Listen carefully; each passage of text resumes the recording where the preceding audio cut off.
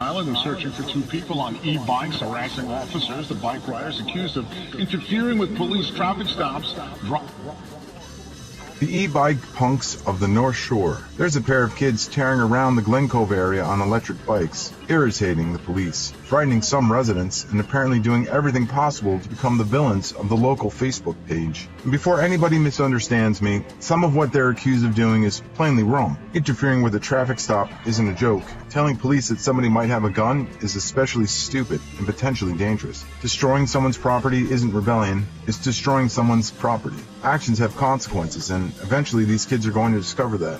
But I have to admit something slightly uncomfortable. Part of me still laughs. Not because I want anyone hurt, not because I think the police deserve harassment, and certainly not because I think teenagers should be given free rein to terrorize people on electric motorcycles. I laugh because there's something so absurdly adolescent about the whole spectacle. A couple of kids get machines that suddenly give them speed, mobility, and a little independence from adults, and almost immediately decide to become North Shore outlaws. Of course they did. Every generation seems to forget that it once had its own version of these kids. They had motorcycles, dirt bikes, hot rods, skateboards, BMX bikes, loud cars, punk bands, kids hanging around parking lots with nowhere in particular to go, mostly because adults didn't want them hanging around anywhere else. Now apparently we have e-bike desperados roaming somewhere between Glen Cove and Bayville. The technology changes, the teenagers do not. There's an age when testing the boundary is almost the entire point of discovering that there is a boundary. Someone says, don't go there, and suddenly there's nowhere on earth you would rather go. That doesn't excuse bad behavior,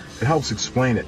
And I wonder whether we're losing some distinction between dangerous behavior that needs to be stopped and the far more ancient phenomenon of young people being obnoxious, fearless, and convinced they are immortal. The internet doesn't help.